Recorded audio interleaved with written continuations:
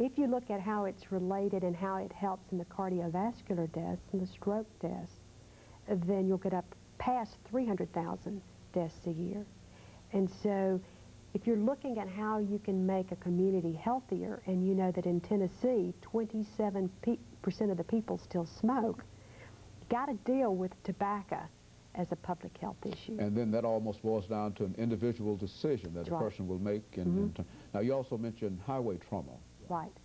If you look at the effect of highway accidents, it's tremendous. Now, the important thing about that is that we know that if you buckle that seatbelt, one move, that we could decrease the deaths over 50%, and probably the real serious injuries by an even greater number. You mean we've actually demonstrated that seatbelts actually save that many lives? Right. I think that there's still a large number of people who still don't believe it. They think, well, I might be trapped in or whatever.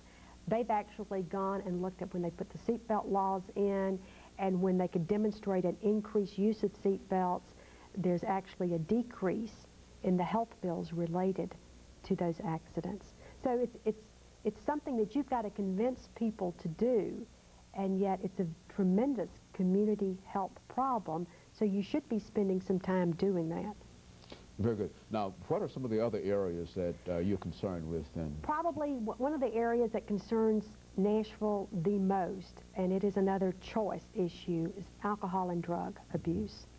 When you look at the areas of our life that it really impacts, you've probably read recently in education you're concerned. They often get started on drugs and drop out of school. You're interested because of your crime rate, your juvenile delinquency rate, tremendously related to that. Juvenile court estimates that 80% of what comes through somehow is related to substance abuse. Employment issues are becoming a bigger thing. It's getting over into even mothers and babies, in that it's estimated 10 to 11% of women are on cocaine while they're pregnant. So it has such a widespread effect on a community. And we've already said that we're seeing the effects of drug abuse in this area, in the health area. So that is probably not only Davidson County's one of its biggest problems, it's going to be one of the biggest problems for the nation to handle. Now, how do you think that we'll end up handling such a problem? Well, you know, I don't think there's an easy solution, or we'd already done it. And people argue, do you do the supply side or what? I think you got to hit it from all areas. And I do think that one of the best areas to hit it is with your youth. It's easier, I think, to keep them off of it than to get them off of it. And it's a hard thing to have to fight. There's big money in drugs. And so you're not just fighting somebody wanting to get on drugs, you're fighting people that's pushing it hard. And so you've got a lot of avenues, and you're going to have to hit it on your law and order side and your supply side, but you're going to have to hit it on the demand side too before you actually do anything with it. And for those that are already on it, yes, you're going to have some treatment options for them. You can say you ought to get off with that, but at that point, just say no doesn't quite work. You're going to have some things to help those individuals that's willing to be detoxified, have some places for them to go into to get off the alcohol or the drugs. Very good. I think most of our audience, Doctor, would like to know something about your responsibilities and exactly what are the facilities that you're in charge of, and just to give us an overall view of what you do as the Director of Public Health in the city of Nashville. Well, we're a little different in that we have a fairly wide scope, larger than some of the other metropolitan health departments in Tennessee. For example, we have 9 clinic sites across the city. One of those is for the homeless downtown. At those sites, you can get the traditional public health services of your immunizations, your well child care, your family planning, your prenatal, but you can also get primary care services if you have an acute problem, you have high blood pressure and need to be monitoring. So they have a pretty wide range of services in those 9 sites. We have 2 other clinics. They're in schools, school health clinics. We also have a community health nursing division. It has nurses that actually go into the home, provide skilled nursing care.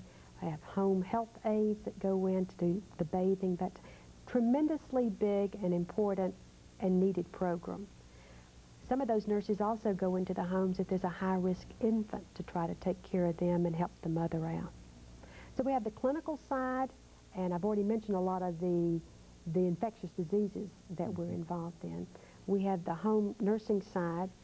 We have a large environmental component.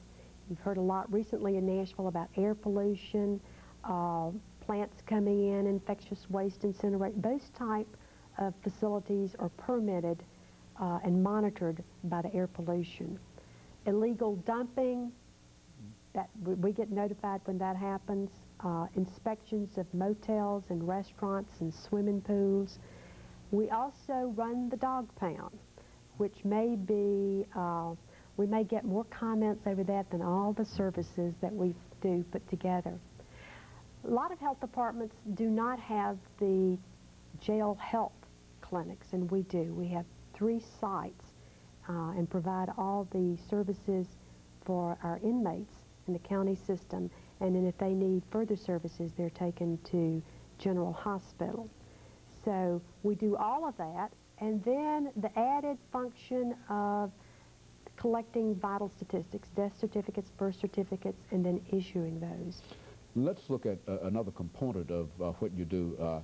What about the homeless population? I understand that there are many medical problems that are generally associated with the homeless population. Now, how do you meet that need? We have a clinic where we handle a lot of the primary care type needs.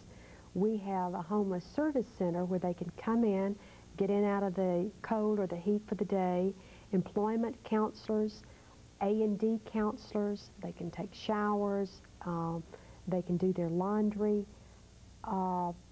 We've noticed that tremendous problem with the homeless is alcohol and substance abuse and chronic mental illness. So we wrote a grant that's funded by the federal government for a mobile outreach team for our homeless. These individuals actually are on the streets, in the shelters, trying to make contact with those individuals and recognize that they're mentally ill, get them into the clinic where we have a psychiatrist on contract. They try to get them on therapy. We've been very lucky in get them on therapy, keep them on therapy, get them in housing, and get them off the street.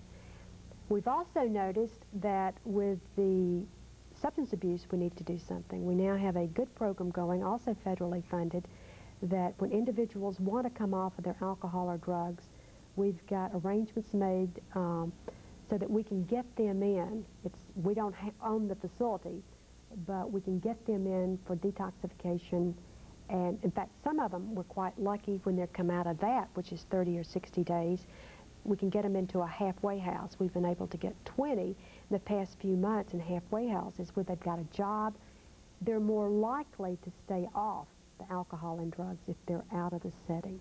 So dealing with the chronically mentally ill and the substance abuse and the homeless is probably 2 of the hardest problems that we face. The others are providing care for their skin problems, their respiratory problems, their high blood pressure.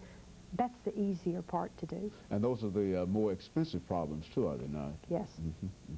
Well, Doctor, let's say a word or two about the situation in some of our local jails, because I think that that's an area of overcrowded conditions and et cetera. But now, how are you reacting to that as the director of the health department? Primarily, my interest is on the clinic side. When I first took over in '87, we had about $500,000 in the jail health services. Within 1 year, we doubled that to $1 million, and it's gone up since, trying to meet all the standards, the regulations, and to provide good services. We have an on-site evaluation each year it's a very extensive evaluation. We're very proud of the fact that that evaluation has become very positive over the past 3 years, where we're really done a good job in meeting the correctional health services. Very good. And Dr. Wadley, let me thank you for coming by and giving us that information today, because even though we had only 28 minutes, I think that that's sufficient to give us some idea of some of the problems that you're faced as the director of public health in Nashville. And again, let me encourage you to tune in again next Sunday for another informative edition of Comments. Very good. Thank you.